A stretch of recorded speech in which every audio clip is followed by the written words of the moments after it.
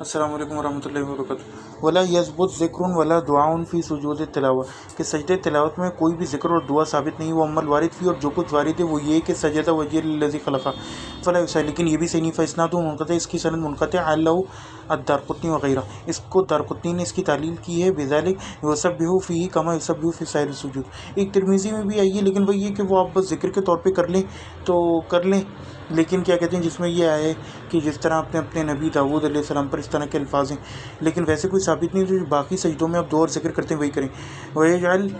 وَيَجْعَلُ سُجُودِهِ قَرِيبًا مِنْ رُكُوعِهِ، اور سجدوں کو اپنے رکوع کے قریب کریں، یعنی اتنا لمبا۔ يَكْثُرُ مِنَ الدُّعَاءِ، فقط قال النبی علیہ الصلوۃ اقرب ما يكون العبد الى ربه وهو ساجد، کہ اس کے اندر دعا کی تکثیر کریں، کیونکہ رسول نے فرمایا، جو رسول اللہ کی حدیث کا مفہوم ہے کہ بندہ اپنے رب کے سب سے قریب تب ہوتا ہے جب وہ سجدے کی حالت میں ہوتا ہے۔ فَأَكْثَرُوا فِيهِ مِنَ الدُّعَاءِ فَقَمِنَّا أَن يُسْتَجَابَ لَكُمْ، تو اس میں دعا کی کثرت کرو، امید ہے کہ اس میں جو ہے وہ سب سے زیادہ قبول ہوگی۔ وَضَمَّ الْقَدَمَيْنِ فِي السُّجُودِ، اور سجدوں میں قدموں کا ملانا، لا اعلم فی شیئا صریحا صحیحا، کہ میں اس میں کوئی بھی صریح چیز نہیں جانتا صحیح۔ وقت اخرج ابن خزیمہ فی صحیح، ابن خزیمہ نے اپنی صحیح میں اس کی تخریج کی، وغیرہ من حدیث عروہ عن عائشہ فیما تروی من صفت سجود رسول اللہ صلی اللہ علیہ وسلم، من صفت سجود رسول اللہ صلی اللہ علیہ وسلم، جو حضرت عائشہ سے وارد ہوئے رسول اللہ کے سجدوں کی صفت کے بارے میں۔ وجدت ساجدا راسا عقبیہ، کہ میں نے رسول اللہ کو سجدے کی حالت میں پایا اور ان کی ایڑیاں ملی ہوئی تھیں، مستقبلا باطراف اصابع القبلہ، اور ان کی جو پیروں کی انگلیاں تھیں وہ قبلے کی طرف تھیں، تو وہ جو ہے قبلے کی طرف ہوتی ہیں۔ وفی صحت القبر نظر، اور اس قبر حدیث کی صحت میں نظر ہے۔ واصلہ فی الصحیح، اور اس کی اصل صحیح میں یعنی بخاری مسلم، من غیر ذکری، بغیر ذکر کے، کس چیز کا؟ مسلم میں یہ حدیث، من غیر ذکری حاضی زیادہ رسل عقبین، یعنی کہ ان کو جوڑ لینا، ملا لینا کے الفاظ کے بغیر۔ وحدیث عائشہ انہا افتقدت نبی صلی اللہ علیہ وسلم، یعنی کہ مفقود پایا رسول اللہ کو صلی اللہ علیہ وسلم کو، فقدہ سے نکلا یہ افقادت النبی صلی اللہ علیہ وسلم، کہ حضرت عائشہ نے ان کو گم پایا، مفقود پایا ایک رات میں۔ قالت تو انہوں نے کہا فلتمست فمست یدی، تو میں نے ان کو ڈھونڈنے کے لیے ہاتھ ادھر ادھر مارا تو میرے ہاتھوں نے ان کے دونوں قدموں کو چھوا، قدمئی، یہ اسنان کا صیغہ ہے مثنی کا۔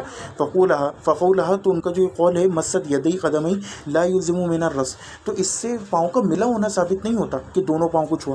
ولعل ما فی صحیح، اور یہی وجہ ہے کہ جو صحیح ابن خزیمہ میں آیا ہے، ہوا فہمی بعض الروات، وہ جو ہے بعض روات کا فہم ہے، یعنی مسلم میں اس طرح آئی ہے حدیث، تو وہ کسی راوی کا فہم ہے جو اس نے داخل کر دیا، فروہ علی فہمہم، تو اس نے اپنے فہم کے اوپر روایت کو نقل کر دیا۔ وہ مثل حاضر لفظ بن عائشہ لا تثبت بھی سنہ، اور عائشہ کا اس قسم کے الفاظ، جنرل الفاظ آنا، اس سے سنت ثابت نہیں ہوتی۔ اولا اس میں کہتے ہیں پہلی بات یہ، لعل ارادت بذلک التجوز فی اللفظ، وہ اس سے مراد ان کا جواز تھا، یعنی اس میں ایک جنرل لفظ بیان فرمایا تھا، ای انہا اذا مست قدما واحدا، یعنی کہ اگر وہ ان کا ایک قدم جو فثانیہ بھی جواریہ، تو دوسرا بھی اس کے برابر میں ہی تھا، مراد یہ تھی۔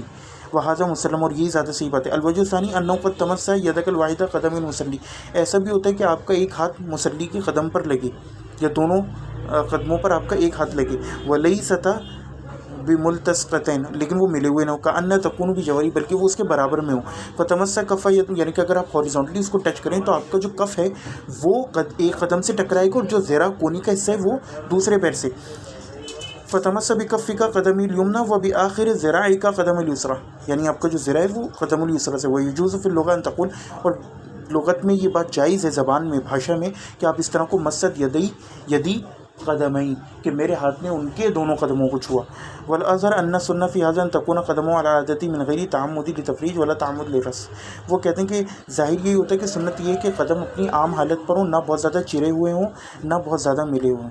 ووضع القدمین فی اثناء السجود یکون ناصبا لہما، اور پاؤں کو جو رکھنے کا طریقہ ہے وہ یہ سجدے کی حالت میں کہ وہ کھڑے ہوئے ہوں دونوں، ویستقبل باصابع قدمئی القبلہ، اور اپنے پاؤں کی دونوں پاؤں کی انگلیاں جو ہیں قبلے کی طرف ہوں، اس میں سے جتنی کر سکیں۔